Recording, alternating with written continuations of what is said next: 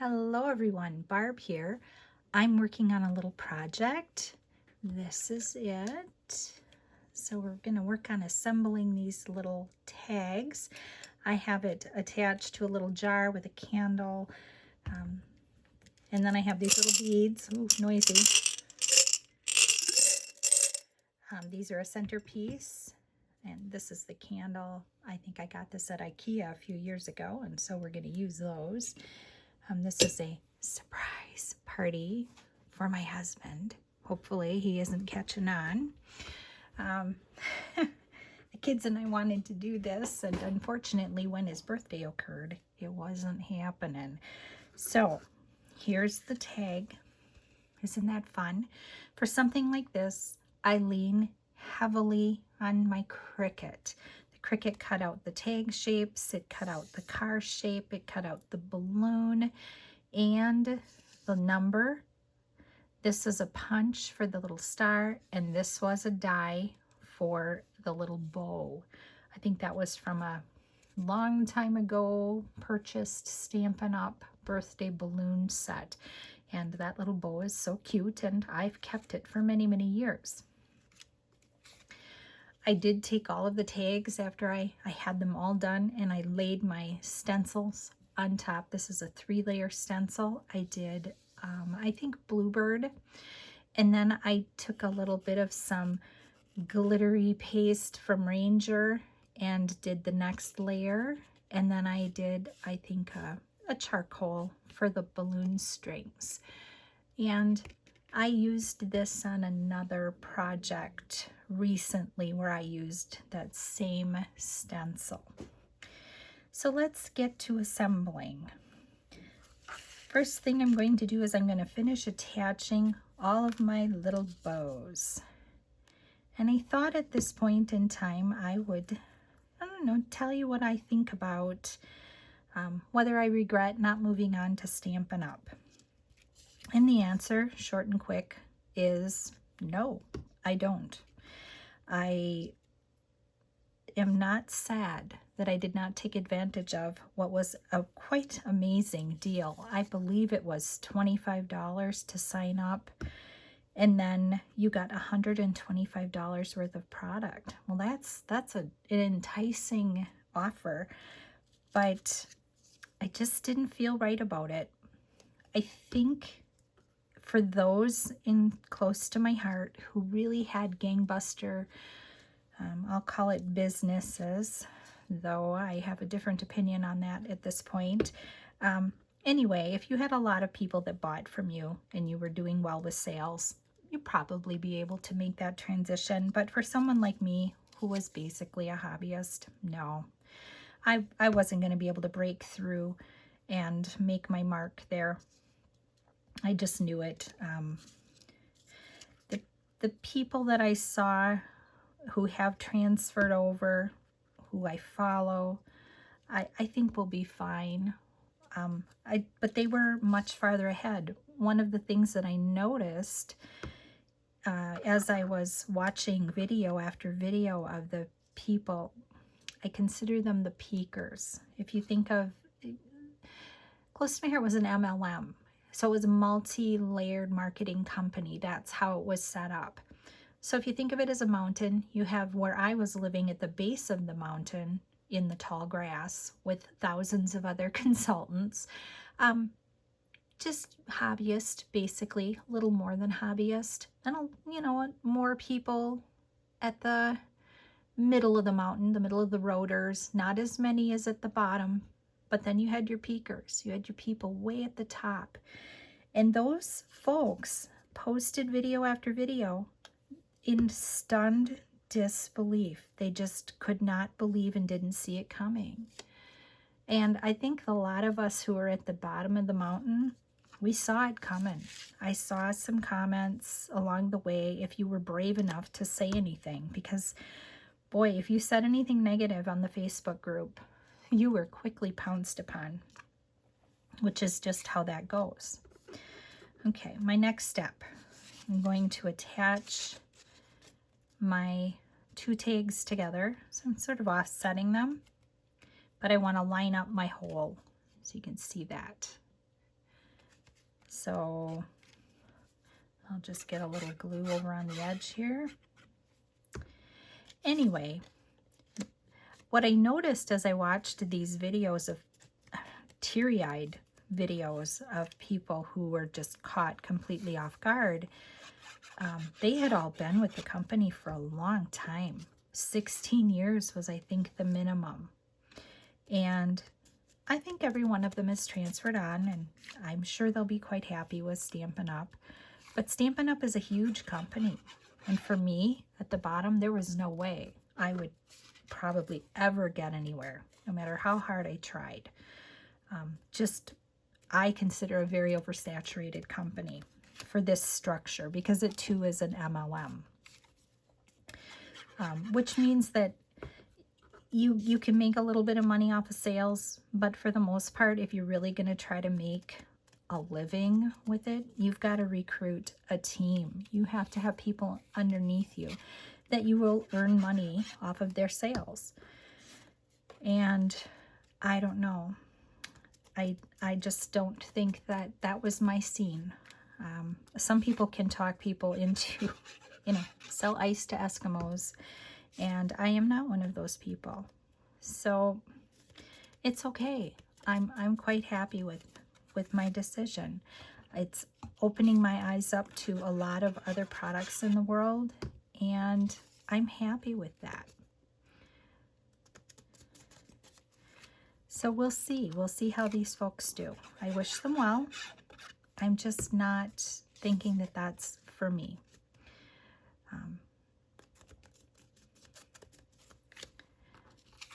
It will be interesting to see how promises made in the recruitment process pan out as time goes on. I already noticed a difference as the 2 months prior to the official May 1 start date. It was commonly stated that you would have a year to kind of transition to their products. And already when May 1st hit, it changed to you have until the end of the year. That's a big difference. That's a big difference when you're looking at needing to switch out your stamp pads, your markers. That's a lot of product. And it got me to thinking, why would a company like Close to My Heart and a company like Stampin' Up be perfectly okay if I just wanted to be a hobbyist? There was always this, you can do as little or as much. It's your business. You can do what you want with it. And I realized that, Jeanette Linton proved definitely not my business because she closed the business. It was hers. I was a salesperson who, I kind of giggle about it now, who had to pay the company to be a salesperson. Kind of an interesting business model, but it is how it was. I had to pay yearly fee. I had to sign up and pay to sign up, and all those things. And when you start to think about it later on, you start to question. It's like, if I had a job selling stuff at, I don't know, Best Buy, I wouldn't have to pay them. So, I don't know, it's a little different. And I never gave it a lot of thought because there were so many MLMs. There we go. I just never gave it a thought.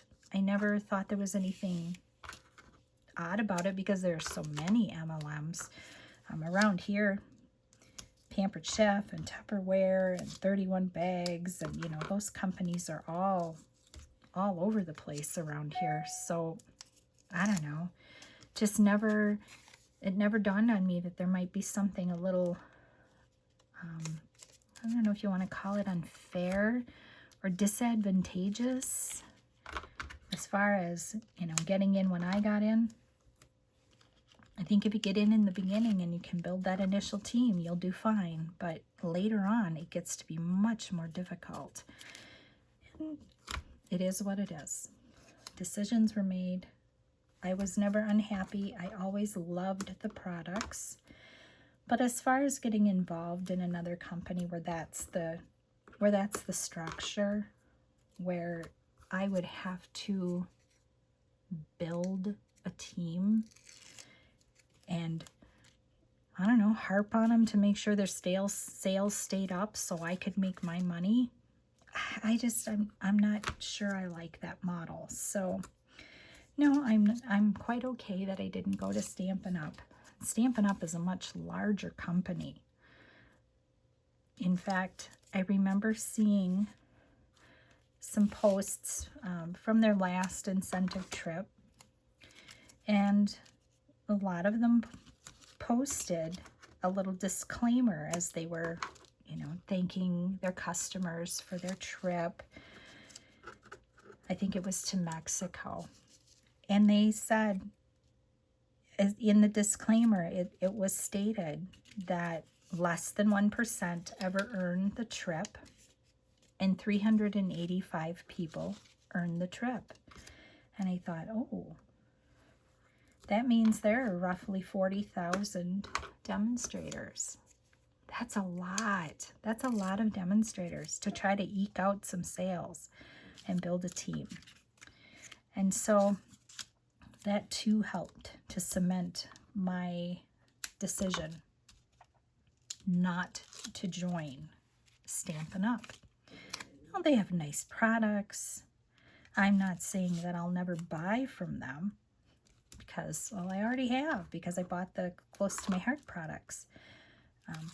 And they were Close to My Heart branded that have been cross-branded, which is fine.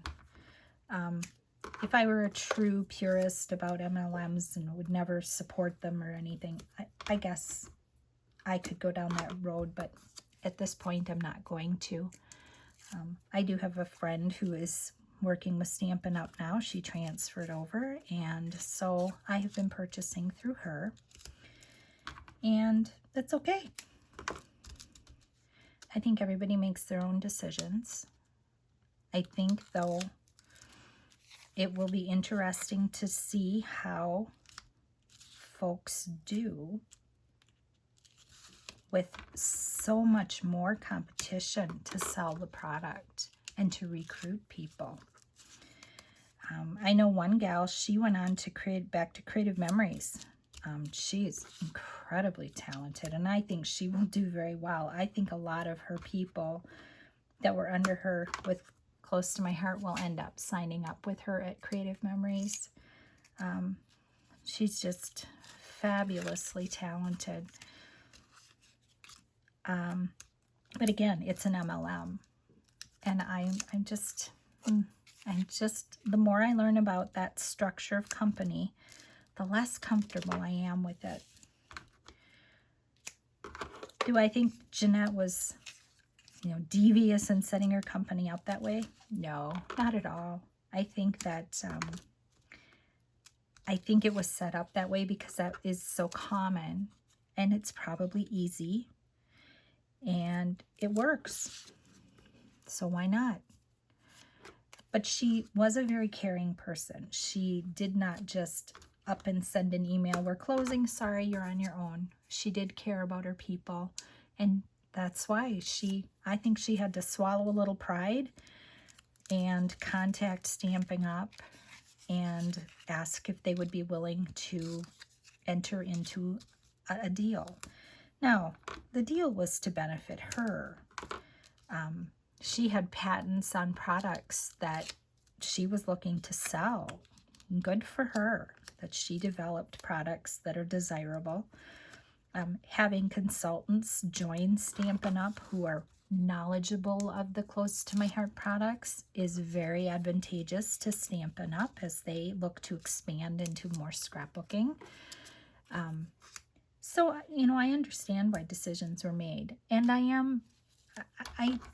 the little bit that I have seen of Jeanette and knew of her, I think I saw her at 2 different conventions.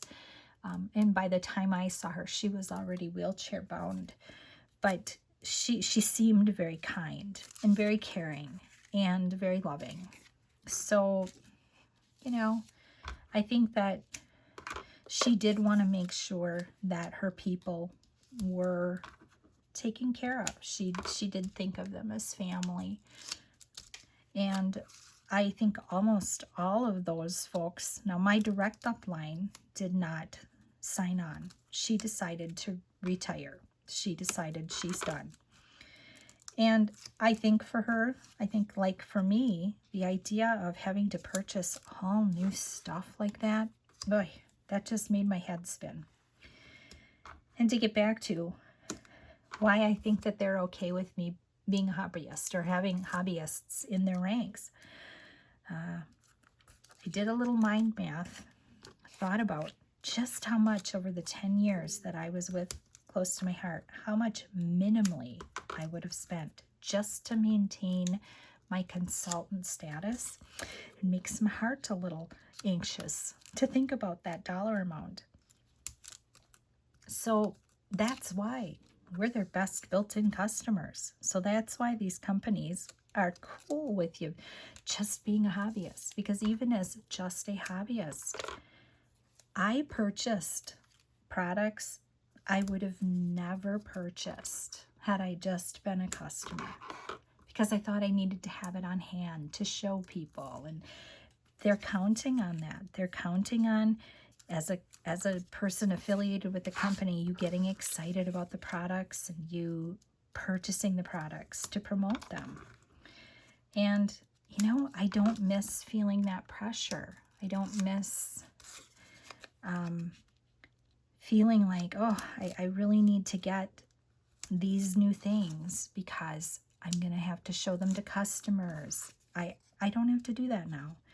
Now I'm showing a lot of things that I've had in my stash for many years, because you know what? We all have these things in our stash. And even if you don't have exactly what I have, you might have something similar, or at least be able to take the idea and transfer it to what you have going on. So there we go. Got these all done. Super excited. I'll probably take a shimmer brush. I don't know if I have one. Oh yeah, a gold shimmer brush. Do a little tappy tappy to give a little gold. And yes, I could have gone with just everything black for my husband's birthday, but I didn't want to do that. He likes the color blue, so I thought we'd do that too. Well, thank you so much for following along and listening to me babble, and hopefully you understand why I made the decision I made, and that you will continue to follow my YouTube channel. I love bringing content, and I love knowing that I've inspired you to use up some stuff. Thank you so much for stopping by. Have a blessed, crafty day, and I'll see you next time.